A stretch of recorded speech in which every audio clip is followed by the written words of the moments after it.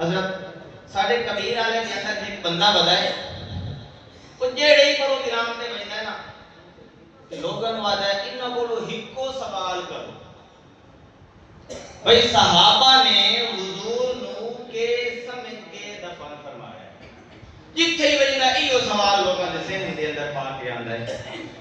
اور لوگاں نو اے باور کراونا چاہتا ہے کہ سیدنا صدیق اکبر رضی اللہ تعالیٰ عنہ دا نعوذ باللہ عقیدہ اے ہائی کہ حضور روزہ مبارک دے اندر زندہ کوئی نہیں. میں تو انہوں نے یہ گل پڑھوا کے بہنا جیڑی حضرت قاسمی صاحب نے کیتی ہے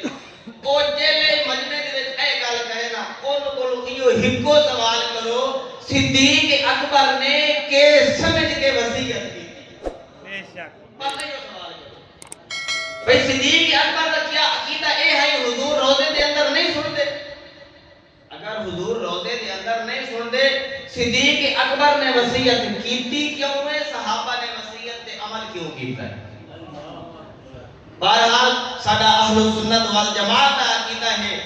تمام انبیاء کرام علیہ السلام بشمول حضرت سیدنا محمد الرسول اللہ صلی اللہ علیہ وسلم اپنی اپنی قبور مبارکہ دے اندر زندہ ہیں. جڑا بندہ نبی اکرم صلی اللہ علیہ وسلم دے روزہ مبارک تے جا کے درود و سلام پڑھے حضور خود سماعت فرمیندے اس کا جواب بھی دیندے اور جڑا بندہ ایتھے اپنے علاقے دے اندر اپنے مقام تے حضور دی ذات تے درود پڑھے